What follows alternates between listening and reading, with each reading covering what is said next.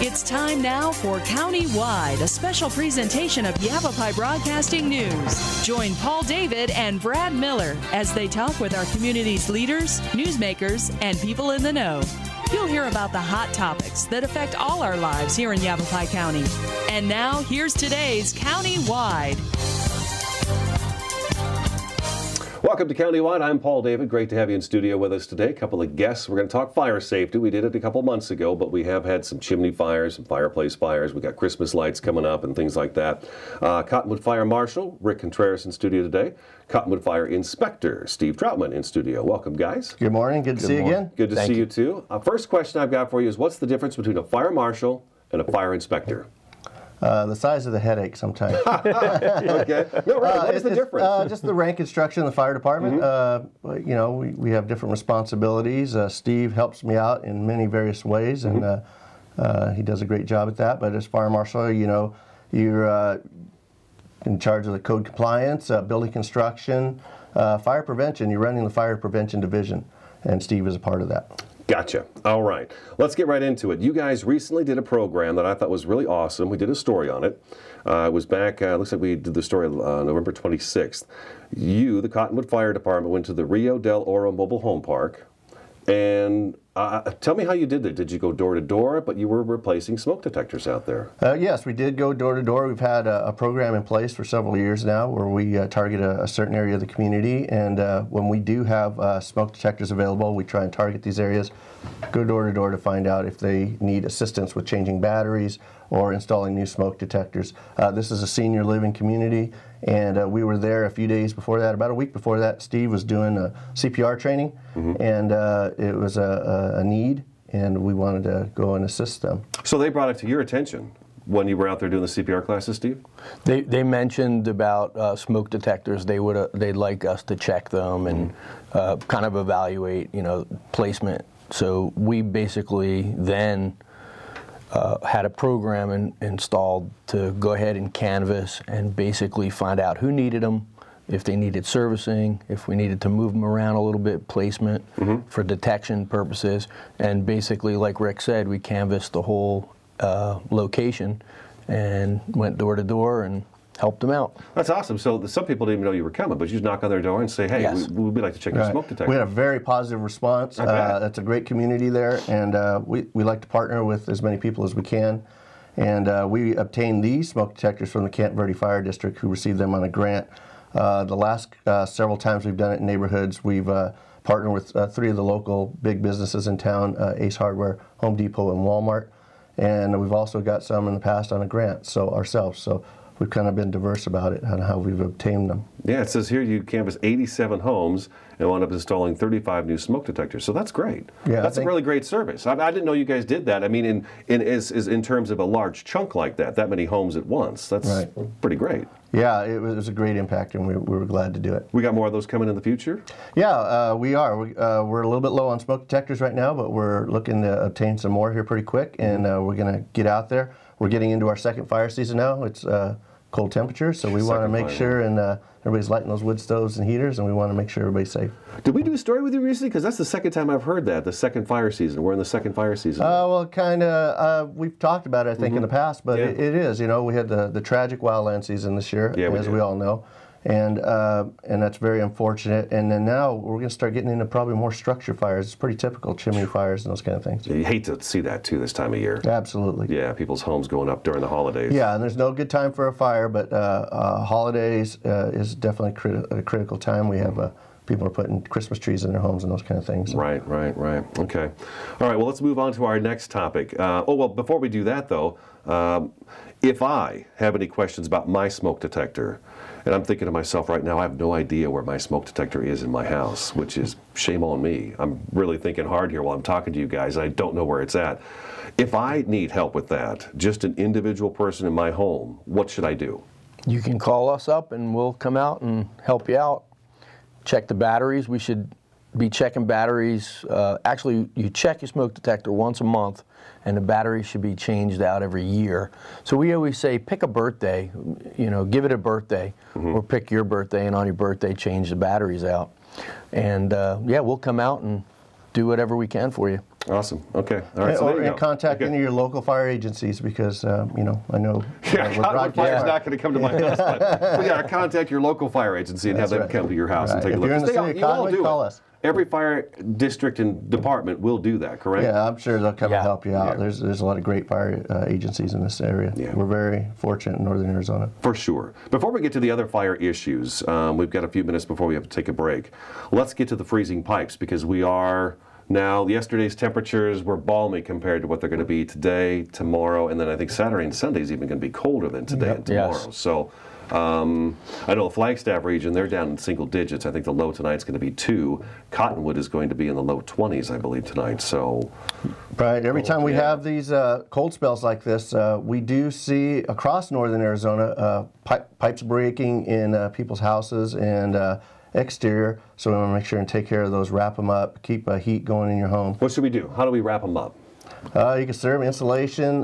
You can service them like that. You can have, if you're not able to do it yourself, you could get a professional handyman or somebody to come help you out. But yeah, wrap them up the best you can. You know, there's various ways you could do that. Mm-hmm. And you said the pipes are frozen. If the pipe is frozen right now, we may not know the pipe's frozen until... That's right. Until when are we going to have that horrible moment where we say, oh man, it broke? Yeah, they all seem to break when the temperature gets a certain temperature, the thawing out process, and they all kind of go at once. That happened 2 years ago on New Year's Day. People were gone on vacation. They left their heaters off, and we had a lot of breaks in town, so we were pretty busy. I know where my wife works, she had the sprinkler system in a separate space that they were trying to rent out, and it got too cold in that rental space, and those sprinklers popped. Yeah, and we definitely don't want to see that. That's very critical. You know, fire sprinklers are very important for life safety. They do a great job protecting you and your structure, but you have to maintain the heat in these problem areas like that. So if at all possible, keep heat in there so that doesn't happen. Think about that. Think about that for the next couple of days. Freezing pipes, that would be bad. Let's take our first break. Okay. Rick Conteras and Steve Tautman with the Cottonwood Fire Department. Rick Conteras, Fire Marshal. Steve Tautman, the Fire Inspector. I'm Paul David. This is Countywide. We'll be back in just a couple minutes.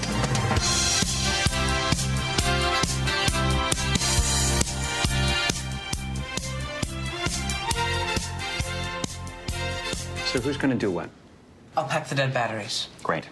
I'll only put what I don't need into a duffel bag. Perfect. That's totally unhelpful. No problem. Meanwhile, I will try to comfort everyone by speaking in a calm voice. And who is going to handle supplies? I can forget to do a list for us. Thanks, pal. We couldn't be any less prepared. I'm proud of you guys. Talk to your kids about who to call, where to meet, what to pack. Visit ready.gov/kids for tips and information. I'm one unlucky guy. The chance of being involved in a robbery is 1 in 757. The chances of being struck by lightning. 1 in 750,000. Please fasten your seatbelts for unexpected turbulence. The chances of being a victim in an airline crash? 1 in 29 million. Hey, could I get some peanuts? The chances of being involved in a car crash are far greater than lightning strikes and plane crashes. And if you are texting while driving, your risk of crash increases 23 times. Now, I may be an unlucky guy, but I don't have to be part of that statistic, and neither do you. Drive responsibly.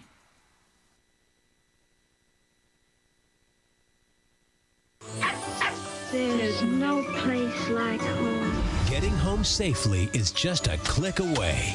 But making sure your child is in the right seat is just one of the steps down the road to safer travels. I don't know how it works. Find the right seat for your little one's age and size. We know what you told us. There's no better way to get home safely. Know for sure that your child is in the right seat. Get all the facts at safercar.gov/the right seat. Brought to you by the National Highway Traffic Safety Administration and the Ad Council.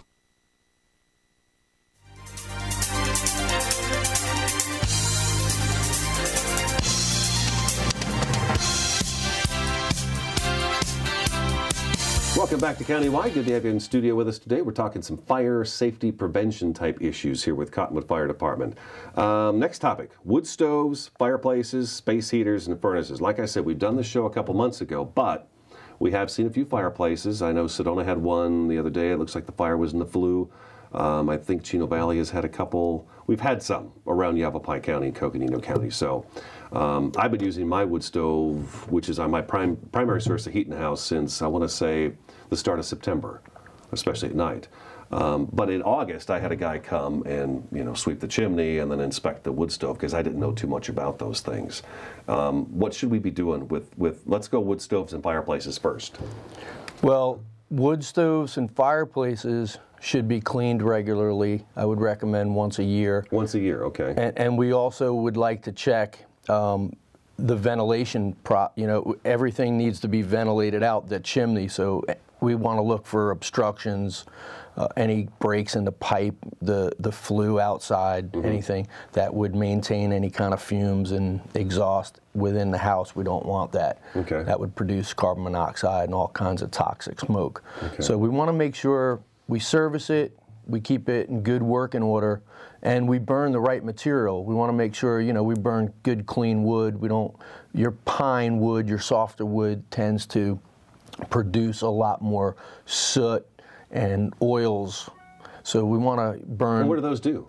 Well, it'll clog up your exhaust a lot quicker. Okay, that gummy material that's in the pine and stuff? Yes. Okay. So we want to use like juniper wood, oak, the harder woods that produce a little bit less of the soot. Okay. And we want to just maintain that stove in good working order or that fireplace in good working order to alleviate any kind of leaks or anything that's going to result in fumes in the house.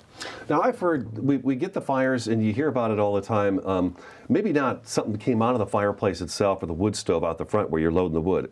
Excuse me, but it's up in the attic where the pipe is traveling through the attic, and then it hits a certain area. And I don't know what to call that area where it's structured into the trusses of the house, and then it goes up out of the roof. But it seems to me you normally hear about the fires being up in there. What's going on up there? And then how do I make sure that I know that that's not taking place? Because I've heard in the past that it looked like, well, the 2x4s or trusses that came up against this. What is that box called up there? Isn't there a box or something up there in the attic? There's where the pipe runs through the top of the house, the structure of the house.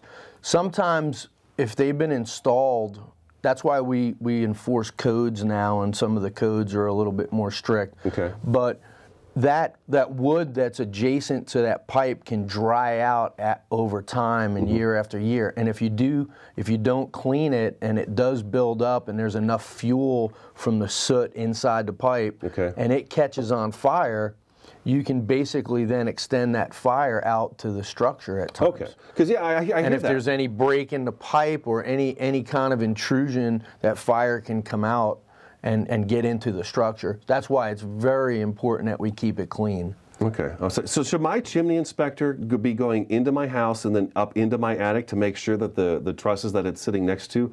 Because I've heard even in the past where you've heard that it got hot over the years, just year after year, it's kind of charred a little bit, and then finally it's just that right combination happens, and then all of a sudden, your roof's on fire. Well, several the fires were investigated and looked into the attic after they've been burned out. Is number one, they've gotten the fire too hot inside the wood stove, and it penetrated, just like Steve was saying. And a lot of them didn't have the box around them, and they have insulation built around the pipe and those types of things. So especially if you didn't build the house yourself, you might want to have somebody inspect that, take a look at it, make sure it's good to go. You don't want to wake up in the middle of the night and your house charged full of smoke. Oh, heck no. Now you got a fire going. So insulation also, should that be kept away from? Yeah, there's probably a certain standard in the fire code, or the building code, excuse me, and it talks about that. But you definitely want to make sure you're safe. You don't want any attic fires or any type of fires at your home. And all this goes with fireplaces, pretty much the same as a wood stove? Yeah, it's a little different, with the way that the construction, but they do have the standards for that too. Get them inspected once a year. Yeah, absolutely, at a minimum. If you use a frequency, like if you're in the high country, you're probably going to use that stove a lot more than you would in Cottonwood. So you might want to check it even more than that. Space heaters. And I've got a personal question about that. My house also has the floorboard heaters that run just above the floor. They work pretty good, but they're a major drain on electricity, of course. Sure. How far away do things have to be from those, as opposed to, say, a space heater you take and you plop down, you plug it in, and you've got those hot coils you can see in there? Well, per manufacturer's recommendations, it's just depending on how hot it gets, what the BTUs are. You know, that's the thing, you know, away from combustibles, those types of things, every heater's different. You should make sure it's UL rated, so when it falls over, it should shut off automatically. You don't want any blankets or anything near it. Space heaters are nice, but they do cause fires, you know, because people stick them too close to. I think we've had a space heater fire this year. I don't know where it was. I can't remember, but we've had them in Cottonwood as well. So, yeah, I think the towels got thrown or something in the bathroom on top of it, and you just don't think it's on. They had forgotten they turned it on, and boom, there you go. So you never know with those things. Furnaces. You know, you don't really think too much about a furnace like your hot water heater or anything else, dishwasher, washer, dryer in your house. It's an appliance. It's there. What should I be doing about my furnace each year? Well, same thing. It should be checked regularly, serviced. If you're going to have it off, it's a good idea to have a technician come out and take a look at it, because like Rick said, a lot of those things up to manufacturer's recommendations. But not to have anything around it. We should treat it the same way as we do any other kind of fuel source. We don't want anything up against it. Typically on a lot of the gas water heaters and they have a cover over where the pilot light is, and we want to make sure that that cover is over that pilot light. Fires have been started that way, where the cover falls off, people don't really think about it, and the next thing, that little area becomes a closet, and there's a broom stuck against it and some clothing, and then the hot water demand goes up, the flame comes on, and we got an ignition source next to some fuel. Wow. Yeah, that's exactly how that happens, doesn't it? You don't think about those things. I mean, it's a hot water heater, or a furnace. I mean, you just don't think about that stuff. It's a common everyday thing, but if you don't inspect them or check your things, you have potential for problem later on. I think everyone would agree that it's much better to pay a guy to come out and service these things and check them, as opposed to watching all your personal belongings, your mementos, your pictures, your home, your clothes, everything just gone. I cannot imagine what that must be like for somebody who has to run out of their house in the middle of the night because it's on fire, and knowing everything is gone. How devastating. Irreplaceable things. Yeah. It takes a big toll on people. All right, let's take another break, and then when we come back, we want to talk Christmas lights, extension cords. We just want to be safe this year. I don't want to do any stories around Christmas time about houses burning down. I mean, that is just, it bothers me every year. So stick around. Countywide, we'll be back in just a couple minutes.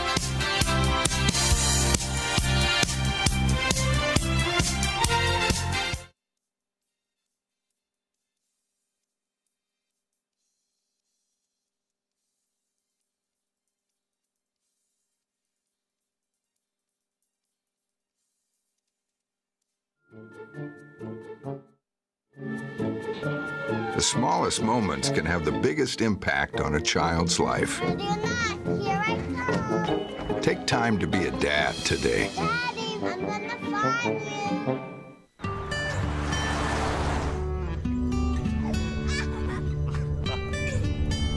you. They say that when you're facing extreme danger, your life flashes before you.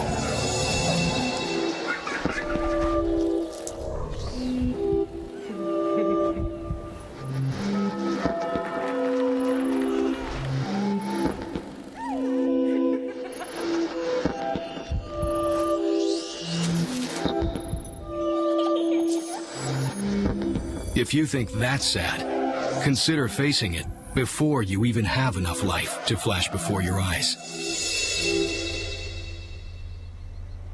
Car crashes are a leading killer of children 1 to 13.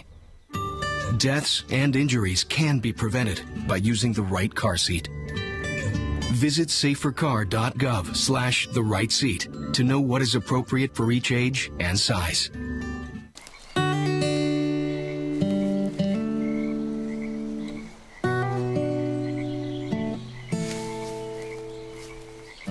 When you're out there, there's no telling what you'll find. I see it, I see it! Oh, look at you.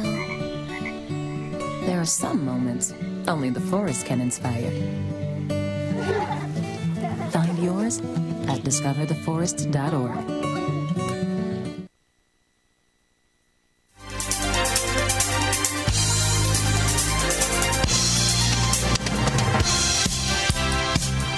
Welcome back to Countywide. We have 4 minutes left in the program. We want to talk about Christmas lights, extension cords, all those things that you think about but don't think about at the holiday time. Or, we're going to get the lights up, we're going to get the tree up. I know one more question I had for you, too. Like I said, my main source, I know, I get sidetracked so fast. My main source of heat in the house is a wood stove. Now, tomorrow night we're going to put the Christmas tree up, and it's fake. Bought it years ago. Matter of fact, my 6-year-old daughter, she said after we took it down the first time, she goes, I got a great idea. You know what her great idea was? What's that? Let's put this back in the box and use it again next year. Oh, I said, you are a genius. So anyways, we're going to put that up tomorrow night. And I want to make sure I know how far away from the wood stove should it be to safely, to be safe. As far as possible. As far as possible. Yes, but definitely with a live tree, you don't want it anywhere near the wood stove. Fake tree, it's probably fire rated, but you don't want to put it next to it, even though it's a fake tree. So I think it's as far as possible is probably the best bet. As far as possible. Yeah, I mean, you don't want to have anything near your wood stove. You want to keep all combustibles away, and you should be fine. Okay, all right. So there you go. There's some advice about real trees. And real trees, speaking of real trees, we got to keep those guys wet. Yes. Absolutely. When you get them, you purchase them at the store, make sure that they are fresh. Some places will claim that they're fresh, but their leaves or the pine needles are falling off already. You don't want to purchase it. Once you do buy a fresh one, you want to cut the end of it off, make sure the stump is able to absorb water, and you keep it in water, a bucket of water, because it can it'll absorb up to a gallon the first day. Okay. So you want to make sure that that's going good and it's safe. You don't want to overplug it with a bunch of Christmas lights. You want to deck the halls, but you don't want to light them up. Well, you hear about, put aspirin in the water, or use sugar water. Any of that stuff good, or just water in general is good, as long as you've got that fresh wood? On NFPA, it's National Fire Protection Association. They don't recommend the aspirin or anything like that. Water is the best source. There might be other sources out there for a tree, but anything I've read on it, I haven't seen. Water's pretty good, as long as you got that fresh wood cut. Just like you would, I guess, a dozen roses before you put them in a vase. You cut them off, get that fresh wood going. Yeah, so they absorb. You don't want to give your wife dead roses. No, you don't. You don't want to do that. Extension cords. I've got a bunch of those $3 jobbers that are just those small, thin ones. Should I be using those and how many lights should I be putting together with those, strands of lights and things like that? Again, it's manufacturer's recommendations. I think a lot of those lights are 2 to 3 strands maximum. And, you don't want to be like Chevy Chase in Christmas Vacation where you're plugging in a million things into one socket. And, right. If your breaker's tripping, it's telling you something. We've gone on a lot of fires outside of the holidays where breakers, it's just always tripped, and we just kept flipping it back over, and next thing you know, they had electrical fire. So really take that serious and make sure that you're doing what you're supposed to be doing. Now that cheapo extension cord I bought, could I use that outside on the lights outside the house? Should I be? It just depends what kind of cord, what size gauge. You want to run it through walls. You don't want to run it into chain link fences and the metal buildings and things like that. It's not safe to do that. Now, with my Christmas lights, some are on, some are off. Should I sit there and pull out every dang bulb, or should I just toss it and put new ones in? Well, they're pretty cheap now, so I think you can probably afford to toss it and put a new I'd get new ones. Yeah, and then frayed cords. I mean, I've been putting lights up and then had the stapler out and actually set a staple through one of the wires. And I thought, ooh, that's not good. That's probably not good. Yeah. Okay. Yeah, frayed cords, definitely extension cords, any kind of frayed cords. As part of the annual inspection we do in the community, Steve's going through businesses or myself, that's one of the things we're looking for. Make sure outlets aren't overloaded and frayed cords, and your circuit breakers are in the right working order. Be safe. Be safe. If there's a break in that insulation and it comes in contact with anything that's ignitable, it can light it. All right. There's enough heat generated. We're out of time. Rick Conteras, good to see you. Steve Tautman, good to see you and meet you for the first time. I'm Paul David. That's today's Countywide. Have a safe holiday season. We'll talk to you again next time.